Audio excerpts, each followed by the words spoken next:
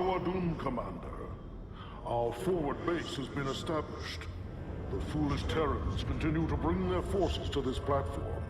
They will serve only to feed the Zerg swarm if we do not destroy them quickly.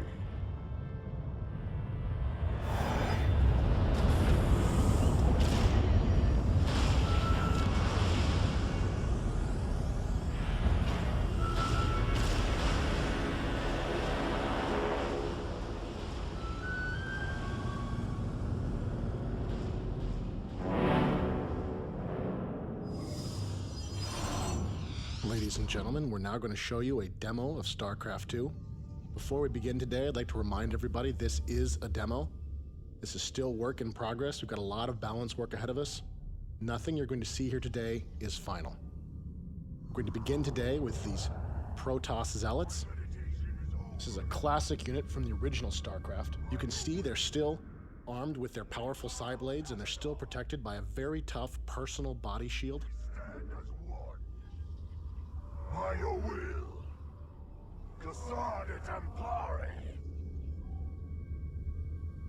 In StarCraft 2, the Zealots also have a special charge ability. This allows the Zealot to close quickly with his enemies. The Zealot's charge makes him extremely dangerous against ranged defenders like these Marines.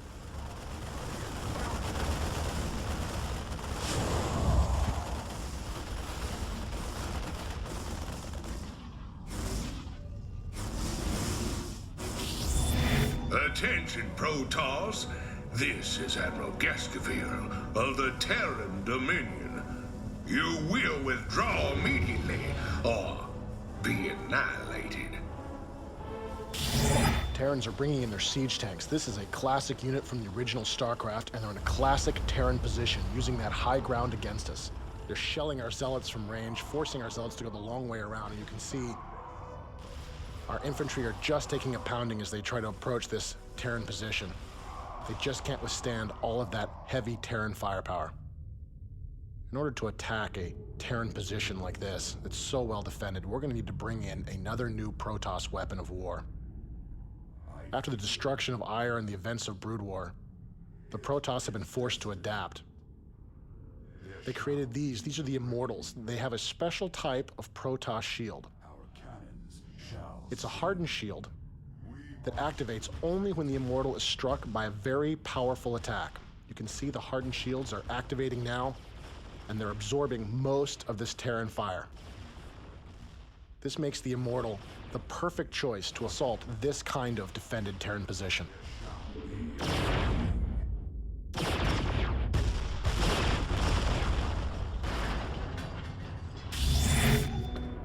Reapers, move it! Slaughter 'em, boys! The Terrans are sending in their Reapers. This infantry unit is armed with 2 pistols and uses a jump pack to avoid different types of terrain. Their small pistols don't activate the hardened shields of the Immortals. This makes the Reaper the perfect choice for countering these powerful Protoss troops.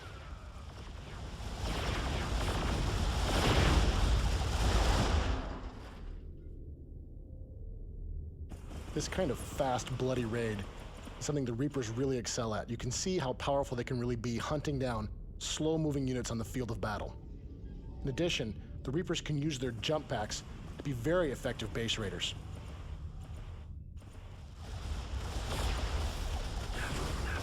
Once enemy forces are inside a Protoss base, one of the first things we'll often go for is our pylons. And with our pylon down, our photon cannons go offline, making us vulnerable to continued attack. Fortunately, we have some new weapons. The Protoss can use the phase prism to create a power field anywhere they wish. You can see with our photon cannons back online, these Reapers have no choice but to run for cover.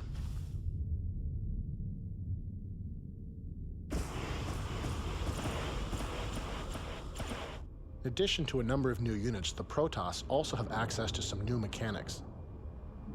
Protoss can use Warp-In to teleport units anywhere they want into pylon power. You can see here we've created some Stalkers. This is a new type of specialist Protoss Dark Dragoon. It's not very tough, but it does have a powerful weapon. In addition, it has a special blink ability that allows it to teleport a short distance anywhere it can see.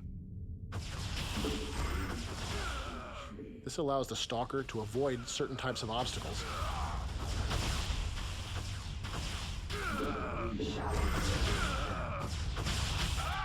And it also makes the Stalker very potent at chasing down fleeing enemy forces.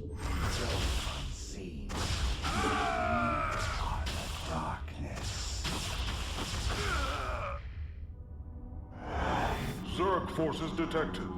Multiple contacts closing in on our position.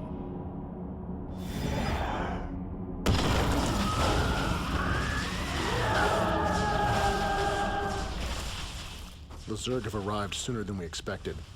You can see they're using their Nidus worms here to create a beachhead, sending Zerglings against us. You'll also notice that we're using our Stalkers here to blink away from these Zerglings. This is an example of how a skilled player can use the Stalker's blink ability to great advantage. Unfortunately, there's simply too many Zerglings for our Stalkers to survive. In order to deal with a Zerg infestation of this magnitude, we're going to need to bring in some additional reinforcements.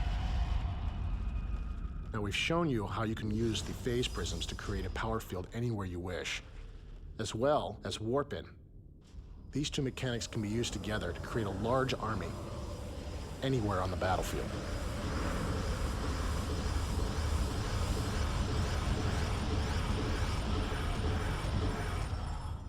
We are the blades of ire.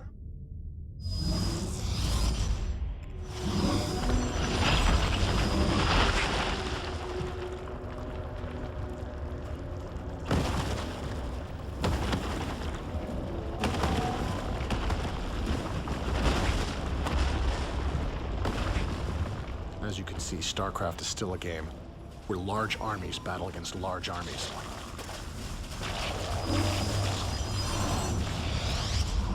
Our upgraded Zealots can hold the line here for a short time, but in order to really survive against this many Zerglings, we're going to need to bring in some additional firepower. These are the Colossus. They're powerful robotic units that can use their long legs to step up and down cliffs. In addition, they have a powerful beam that sweeps backwards and forwards, able to do large amounts of damage to small, swarming units like these Zerglings. This makes the Colossus the ideal support unit for this group of Zealots.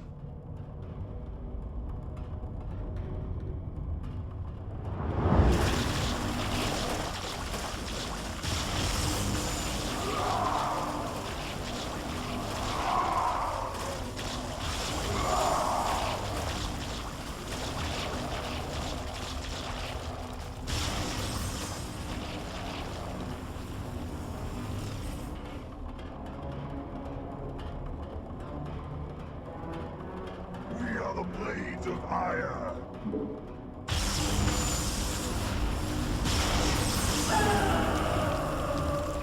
And while the Protoss have developed many new weapons, the Zerg have continued to evolve.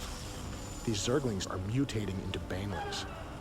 These small, suicidal creatures are filled with explosive chemicals and corrosive acids. Makes the Banelings very potent against Zealots that have no defense, and even dangerous against the mighty Colossus. You can see our last Colossus here is forced to run, try to get to high ground in order to survive.